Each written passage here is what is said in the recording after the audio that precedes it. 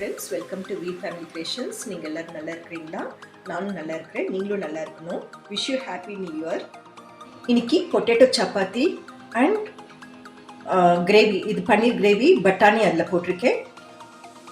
பாருங்கள், நான் வீட் ஃப்ளார் எடுத்திருக்கேன். சப்பாத்தி மாவு, இது வந்து கொத்தமல்லி, இதில் புதினா 2 இருக்குது. அப்புறம் தேவையான உப்பு, உருளைக்கிழங்கு 5 எடுத்திருக்கேன். நான் வேக வச்சுட்டு தோல் எடுத்திருக்கேன். அப்புறமா பால், இதுக்கு எவ்வளோ தேவையோ அவ்வளோ பால் எடுத்துக்கலாம். அவ்வளோதான். இப்போ பிசைஞ்சு காமிக்கிறேன். நான் உப்பு போட்டுக்கலாம்.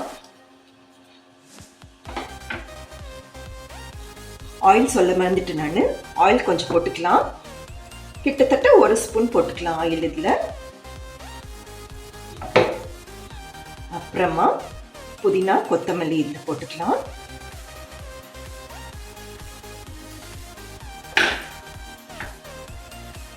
நல்லா மிக்ஸ் பண்ணிக்கோங்க. இப்போ இந்த பொட்டேட்டோ எடுத்துட்டு இந்த சைடில் நல்லா மேஷ் பண்ணுங்க கையில். அப்போதான் சப்பாத்தி செய்யும்போது உங்களுக்கு கஷ்டம் இல்லாமல், அந்த கட்டி இல்லாமல் ஈஸியாக உங்களுக்கு உருட்டலாம். ஒரு பீஸ் இல்லாமல் நல்லா செஞ்சு வச்சுக்கோங்க. செஞ்சு வச்சுட்டு பாருங்க, நல்லா அந்த உருளைக்கிழங்கு எதுவும் தெரியல பாருங்க. இப்போ ஆயில் போட்டுக்கலாம். ஆயில் போட்டுட்டு கொஞ்சம் பிசைஞ்சு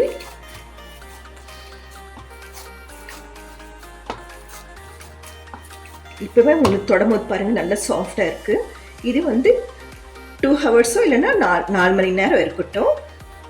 அப்புறமா சப்பாத்தி செஞ்சு பாருங்க, ரொம்ப சாஃப்டா வரும். நான் இது என்ன பண்ண போறேன்னா, இப்போ இந்த பாக்ஸ்ல போட்டு நான் ஃப்ரிட்ஜில் வச்சிடுவேன்.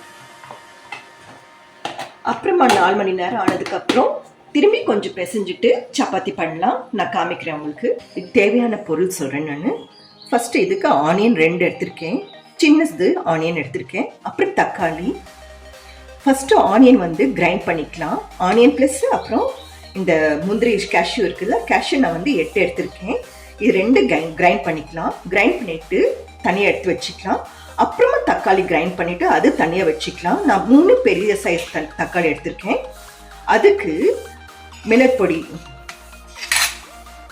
2 ஸ்பூன் எடுத்திருக்கேன், மிளகு பொடி.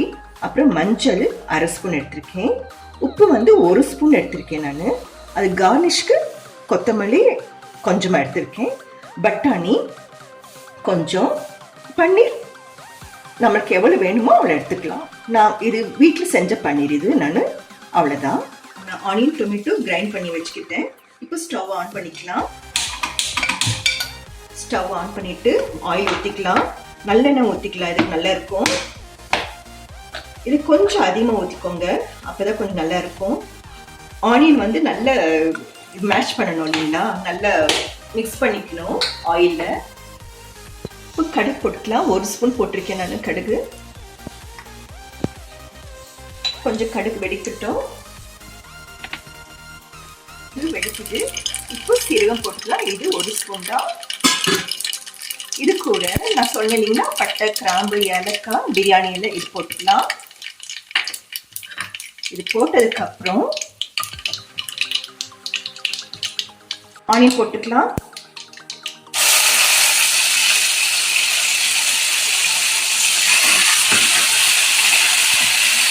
ஆனியன் நல்லா வதக்கணும். அந்த பச்சை வாடையில போகணும்.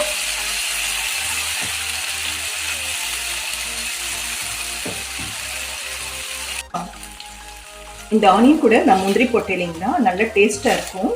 இது ரெஸ்டாரண்ட்ல பண்ணுவாங்க. இந்த மாதிரி நல்லா ரிச்சா இருக்கும், சாப்பிட ருசியாகவும் இருக்கும். இதுக்கு நீங்க பரோட்டா வச்சுக்கலாம், நான் கூட வச்சு சாப்பிடலாம், நல்லா இருக்கும். சப்பாத்தி, நான் இதெல்லாம் வச்சு சாப்பிடலாம்.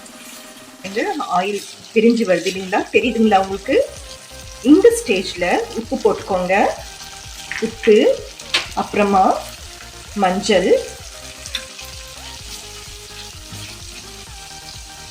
சில்லி பவுடர், அவ்வளோதான். நல்லா மிக்ஸ் பண்ணுங்க. கொஞ்ச நேரம் அப்படியே இருக்கட்டும். இது கூடவே பட்டாணி போட்டுக்கலாம்.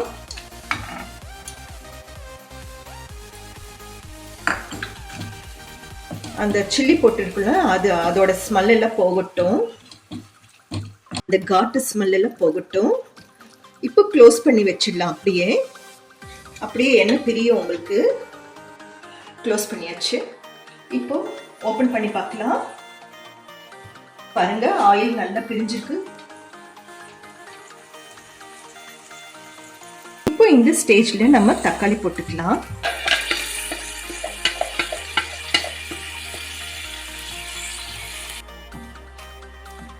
இது அப்படியே க்ளோஸ் பண்ணி வச்சிடலாம். இதுவும் அப்படியே ஆயில் பிரியணும்.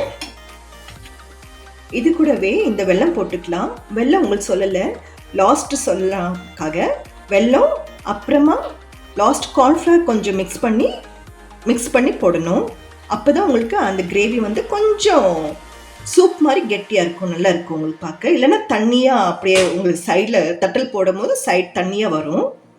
இதை ஆட் பண்ணால் இந்த வெல்லம் உங்களுக்கு கொஞ்சம் டேஸ்ட் நல்லா எடுத்து காமிக்கும், ஃப்ளேவரு. சப்பாத்தி மாவு எடுத்தாச்சு. 4 மணி நேரம் ஆச்சு இல்லையா? இப்போ எடுத்து காமிக்கிறேன். பாருங்க, இன்னும் சாஃப்டா அப்படியே இருக்கு பாருங்க. ஆக்சுவலா நான் இது ஃப்ரிட்ஜில் வச்சுதான் 4 மணி நேரம் ஆச்சு. லைட்டா மாவு எடுத்துட்டு, மைதா மாவு எடுத்துட்டு இப்படி பண்ணிக்கோங்க. இது நீங்க உங்களுக்கு எந்த சைஸ் வேணுமோ உருண்டை வச்சுக்கோங்க. நான் கொஞ்சம் பெரிய சைஸ் எடுத்துக்கிறேன்.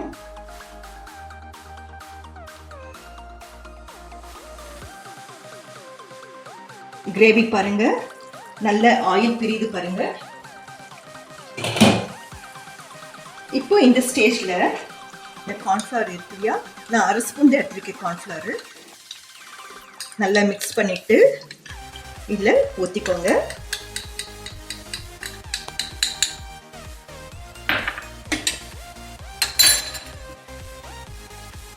இன்னும் ஒரு கொதி வரட்டும். இதே மாதிரி ஆயில் பிரியட்டும். திரும்பி க்ளோஸ் பண்ணி வச்சிடலாம். ஏன்னா கார்ன்ஃப்ளவர் மாவு போட்டிருக்கோம் இல்லையா, அதோட ஸ்மெல் போகணும். இப்போ சப்பாத்தி பண்ணிக்கலாம். இதுக்கு மைதா கொஞ்சம் எடுத்துட்டா நம்ம உருண்டுறக்கு கொஞ்சம் ஈஸியாக இருக்கும், ஈஸியாக மூவ் ஆகும் உங்களுக்கு.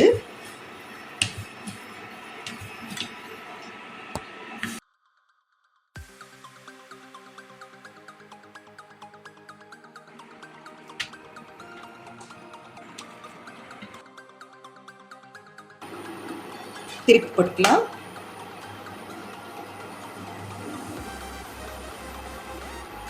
இந்த சப்பாத்தி ரொம்ப சாஃப்டா இருக்குங்க. சாப்பிட்டு பாருங்க, சாப்பிட்டு பார்த்து எனக்கு சொல்லுங்க.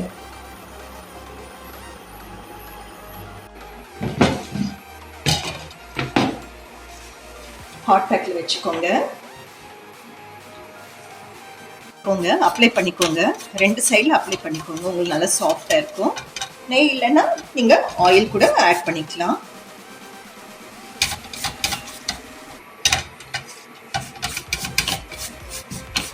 இப்படியே ஒன்று அப்படியே மேலே அடுக்கி சப்பாத்தி செஞ்சா உங்களுக்கு நல்லா சாஃப்டா இருக்கும். இது 2 days கூட நீங்க வச்சு சாப்பிடலாம், நல்லா இருக்கும் உங்களுக்கு.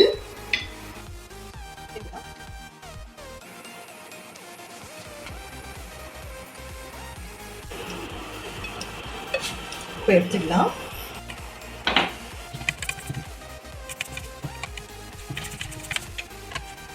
இந்த கிரேவி ஓபன் பண்ணி பார்க்கலாம். இப்போ பாருங்க, இப்போ இந்த ஸ்டேஜ்ல இந்த பன்னீர் போட்டுக்கலாம்.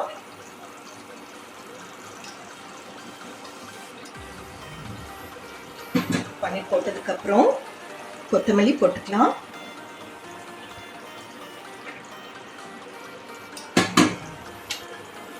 அப்படியே கலக்கி விடுங்க.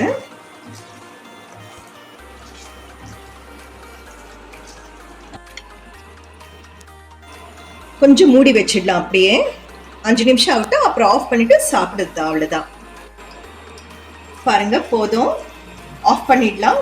என்ன பிரியுது இல்லைங்களா, இவ்வளவுதான். எதுக்கு, அவ்வளவுதான். சப்பாத்தி செஞ்சு முடிச்சுட்டே பாருங்க. இப்ப சாஃப்டா இருக்கு பாருங்க. ஒன்னொன்னு பாருங்க எவ்வளவு சாஃப்டா இருக்கு பாருங்க. நீங்க செஞ்சு பாருங்க, ரொம்ப டேஸ்டா இருக்கும். அப்புறம் கிரேவி செஞ்சு முடிச்சுட்டாச்சு. இந்த கிரேவி நீங்கள் செஞ்சு பாருங்கள், ரொம்ப நல்லா இருக்கும், டேஸ்ட்டாக இருக்கும். இதே மெத்தடில் நான் சொன்ன மாதிரி ஃபாலோ பண்ணுங்க, ரொம்ப டேஸ்ட்டாக இருக்கும். எனக்கு கூட இதே போல் செஞ்சீங்கன்னா இதே போல் என்னால் பேச முடியல, இது கோல்ட் ஆயிடுச்சு வேற. தேங்க்யூ ஃபார் வாட்சிங். Take care.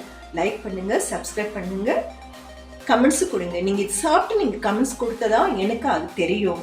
நீங்கள் எப்படி சொல்கிறீங்க, அப்படி நானும் இன்னும் நல்லா இன்ட்ரெஸ்டாக செய்வேன்.